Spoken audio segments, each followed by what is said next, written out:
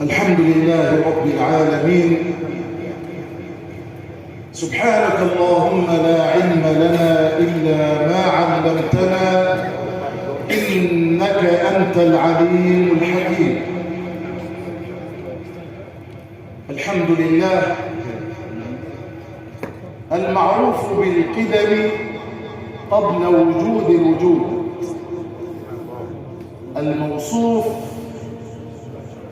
بالكرم والجود،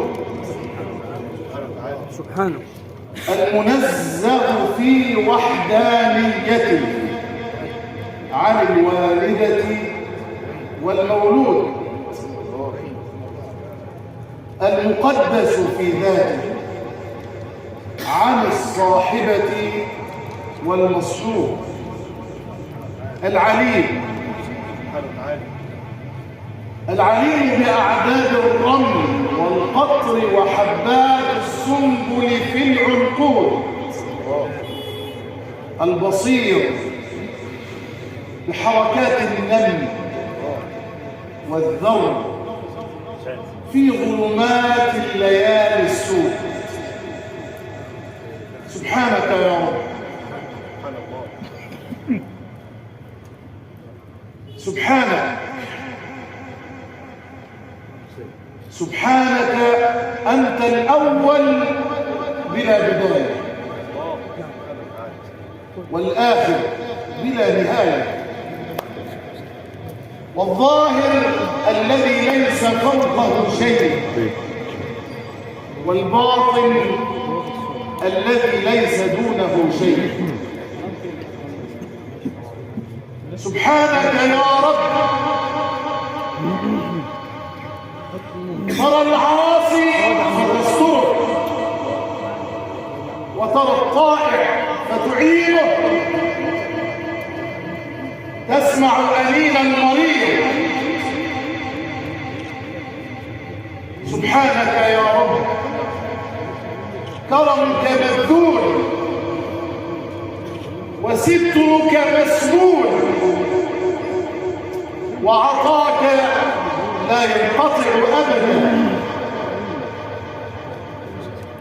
سبحانك يا رب، تحيي وتميت، وتعطي وتمنع، وتجود وتسمح، وتعفو وتصفح. سبحانك يا رب.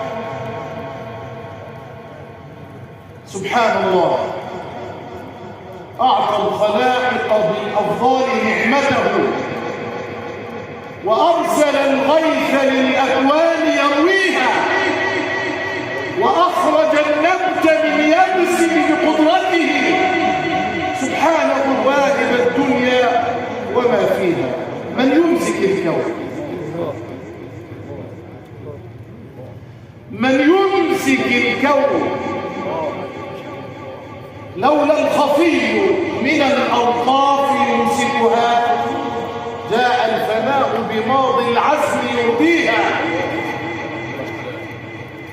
الله لطيف بعباده، الله لطيف بعباده، يعلم دقائق الأمور، يعلم الحركات والسكنات. وأصلي وأسلم على سيد الخلق جميعا. سيدنا محمد صلى الله عليه وسلم عليه الصلاة والسلام، النبي الأمي، من صار في سفينته نجا، ومن تخلف هلك. واحد من الناس غني، اسمعوا، غني، يقول له واحد فقير غلبان. الرجل الغني عامل زي الجماعة اللي بيطلعوا العمرة والحج ويصوروا نفسهم، فبيقول له أنا حجيت 33 مرة. أنت عامل إيه؟ قاعد في الجامع ما حلتكش غير إن أنت تروح تصلي وترجع.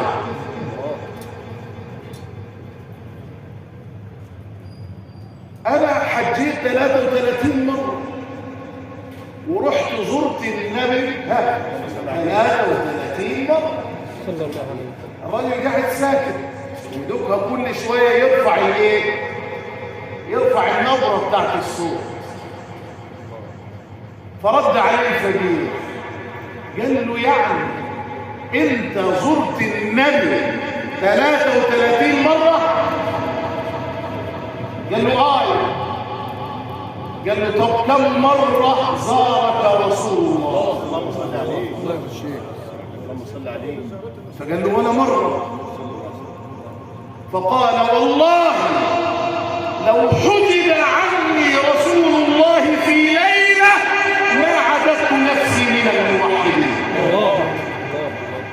اللهم صل وسلم وبارك على سيد الأولين والآخرين سيدنا محمد عدد من صلى عليه وعدد من لم يصلي عليه.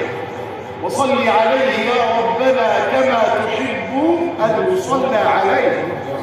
وارض اللهم عن ساداتنا أبي بكر وعمر وعثمان وعلي وعن الصحابة أجمعين والتابعين تابعين ومن صار على نهجهم إلى يوم الدين. قبل ما اتكلم كلمتي استمعنا للعملاق بسم الله ما شاء الله الذي له كل قلبي الشيخ محمود، وهو يطوف بنا إلى أن جاء إلى من يملك قلوبنا وجال بنا بين البنة عليه رحمة الله، وجال بنا بين رفعة ملك القلوب. فأسأل الله عز وجل أن يبارك فيه سيدنا الشيخ محمود، وأشكر الأستاذ الفاضل مسك الميت وبمجرد أن رآني تخلى عن حظه، وهذا من حسن أدبه ومن سوء أدبه. وحد الله وحد الله. سيدنا الشيخ محمود مش هنبعد عن القراءة. أي واحد بيقعد قاعد عرفية علشان يحكم بين الناس ولم يقرأ سيرة سليمان وداود يقول له معلش خد جنب، لأن سيدنا سليمان وداود في القرآن الكريم أغنى 2 في العالم في زيهم، بس الولد يفوق الأب في الحكم ففهمناها سليمان. مش شرط انت عشان تكون كبير ان كلمتك تمشي، لا، ده سليمان كلمته مشت على أبيه وحكمه مضى على الناس.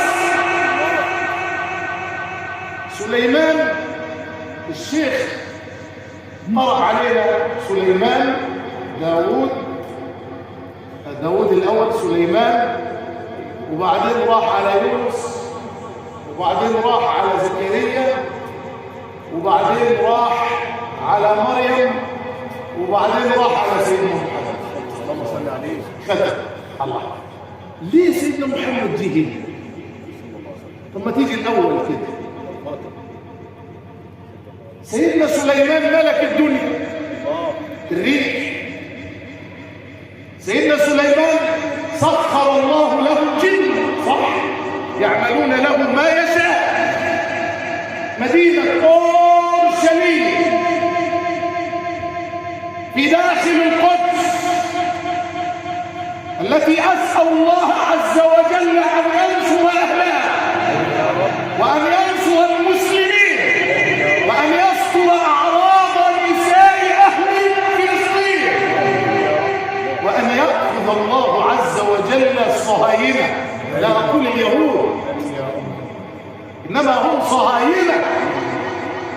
كل حدب وصوب جاءوا ليحتلوا أرض الإسلام والمسلمين ولهم نهاية. واللي عنده شك في كده عنده شك في عقيدته. أي واحد يقول لك معاهم أمريكا، معاهم روسيا، معاهم النووي، معاهم مش عارف إيه، يقول لك مين اللي هيغلبهم؟ يقول له أنت عندك شك في العقيدة. ليه؟ لأن النبي صلى الله عليه وسلم قال لن تقوم الساعة حتى يقاتل المسلمون اليهود فيفترئ اليهودي اليهودي اللي بيملك السلاح وراء الشجر والحجر فينادي الشجر يا مسلم أقبل فإن وراء يهوديا فقط. من الذي أنطق الشجر؟ هذا واحد.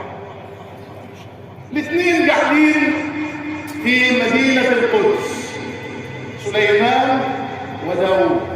ربنا مسخر لسيد ألان الله الحديد لداود.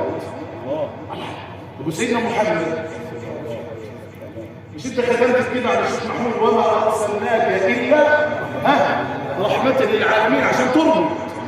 يقول لك وضح ألان الله الحديد لداود وألان الله القلوب لمحمد. الله يفتح عليك يا الشيخ. هذه واحد. سليمان سخر الله له الجن. هو مش النبي صلى الله عليه وسلم أمسك بجنيه كان عاوز يشغل النبي في الصلاة حتى أن لعابه سال على يد النبي. الله وقال والله لولا انها معجزة سليمان كنت ربطت في سارية المسجد حتى شاهدتموه. يبقى مين الأفضل؟ مين الأفضل؟ طيب سيدنا سليمان ريح ده ربنا نصر سيدنا محمد صلى الله عليه وسلم وألقى في قلوب أعدائه الرعب قبل أن يتحرك من مكانه. يبقى مين الأفضل؟ سيدنا سليمان وداود ولا سيدنا محمد؟ تعال سيدنا يونس لما ألقي في بطن الحوت، ودي نوع من أنواع الشكوى. شكوى أصل الشكوى أنواع. شكوى الخلق، شكوى الله للخلق. لا إله إلا الله. يا دكتور صحيني يا دكتور. هو الدكتور اللي بيصحي هو رب العالمين، وإذا مرضت فهو يشفيه. والله ده احنا بنعيش في دم، بنعيش في كرب، بنعيش في نكد. طب أرضك جابت قد إيه؟ وأرض أبوك زمان كانت بتجيب قد إيه؟ يبقى أنت بتشتكي مين؟ ما ترضى وتقول الحمد لله حتى يصلح الله لك الدنيا. وشكوى الخلق. أنت يا عم الحج لما تظلم لما حد يظلمك قول إيه؟ حسبي الله ونعم الوكيل. زي سيدنا محمد صلى الله عليه وسلم ما قال وصحابة النبي قالوها. وأفضل الشكوى أن تشكو نفسك لله. اللهم أنت ربي. سيدنا محمد صلى الله عليه وسلم اللي هو سيد الاستغفار. اللهم أنت ربي لا إله إلا أنت سبحانك خلقتني وأنا عبدك وأنا على عهدك ووعدك ما استطعت أعوذ بك من شر ما صنعت أبوء لك بنعمتك علي وأبوء لك بذنبي فاغفر لي فإنه لا يغفر الذنوب إلا أنت. تشتكي نفسك لمين؟ يا سلام لو كل واحد اشتكى نفسه لربنا. لا إله إلا الله. مش هتلاقي فيه شكاوى في النور ولا هتلاقي فيه واحد بيعتدي على واحد. سيدنا يونس في بطن الحوت طب سيدنا محمد عليه الصلاة والسلام كان فين؟ كان في الغار ونام وسيدنا ابو بكر ورد ذكره في القرآن الكريم 5 مرات في آية واحدة إلا تنصروا أبو بكر ما توحدوا الله أبو بكر سيدنا أبو بكر رضي الله عنه وارضاه إلا تنصروه فقد نصره الله إذ أخرجه الذين كفروا ثاني اثنين إذ هما في الغار إذ يقول لصاحبه لا تحزن إن الله معنا. يبقى كان بيخاطب مين؟ سيدنا أبو بكر. الرسول ينام وأبو بكر جلجان خايف عليه. ليه؟ لأن قلب النبي مش زي قلبك. صلى الله عليه وسلم. خد حته في دي. الرسول صلى الله عليه وسلم نايم عند السيده عائشه فيقوم يصلي. بعد ما يخلص تقول له يا رسول الله اتصلي بغير وضوء؟ انت قمت من النوم صليت بتصلي بغير وضوء؟ فقال يا عائشه ان نامت عيني فان القلب يقظان. قلب متصل بمين؟ بالله عز وجل.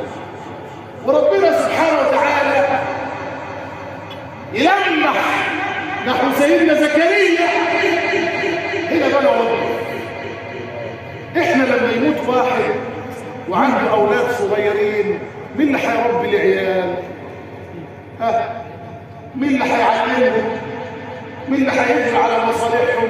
والله يمكن ابوهم لو عاش العيال دي هتفسد.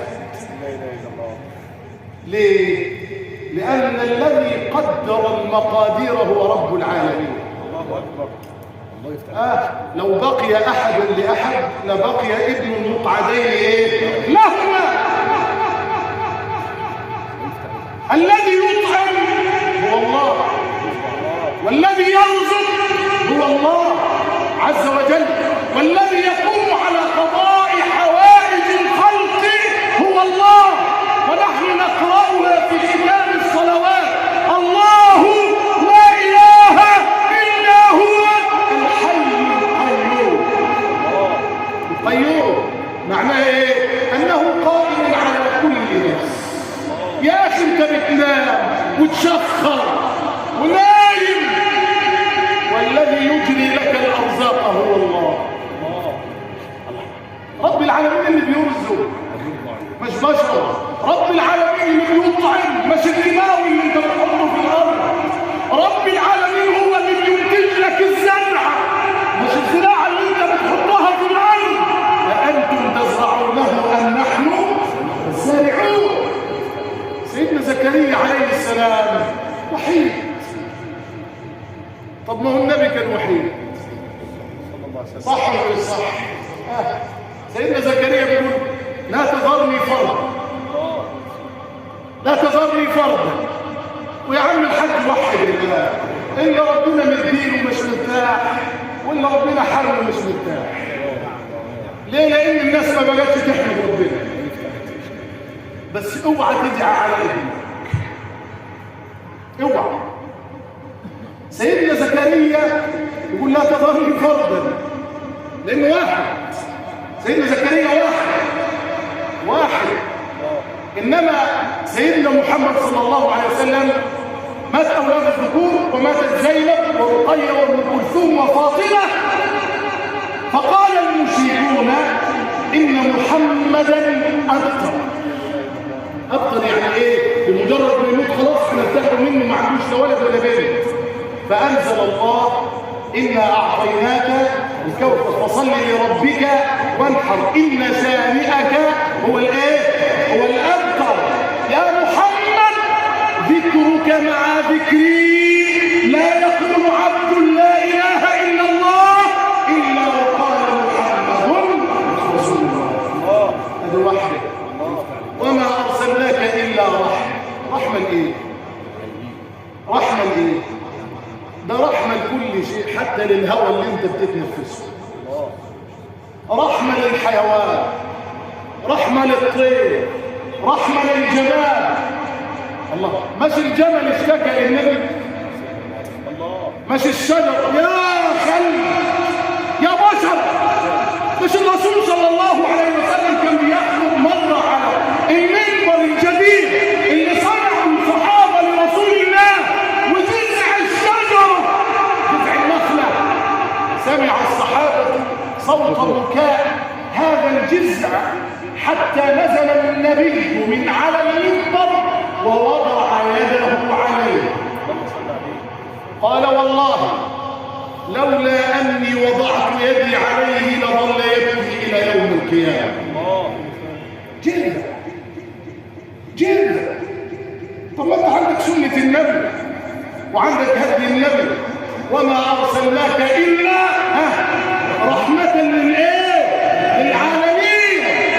يوم القيامة يقول اللهم إني لا أسألك صفية عمتي ولا خديجة زوجتي ولا فاطمة ابنتي، ولكن يا رب أسألك أمتي فيقول له ربه يا محمد أنا اللطيف وأنت الشريف وأمتك هي الضعيف، وعزتي وجلالي جعلت القيامة بيني وبينك نصفين، أنت تقول أمتي وأنا أقول رحمتي. الله صلى الله عليه وسلم.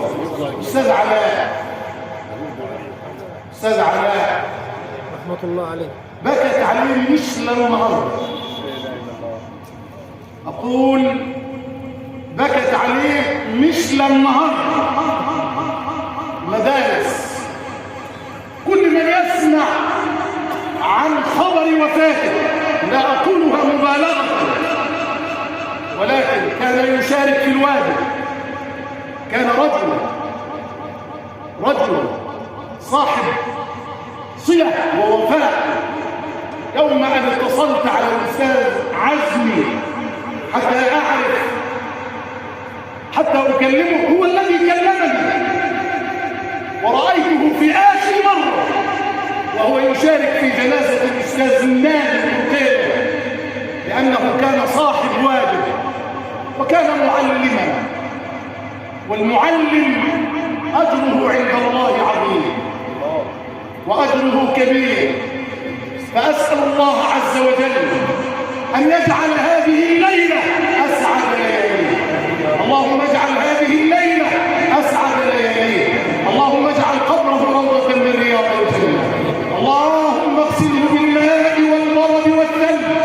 اللهم باعد بينه وبين خطاياه كما باعدت بين المشرق والمغرب.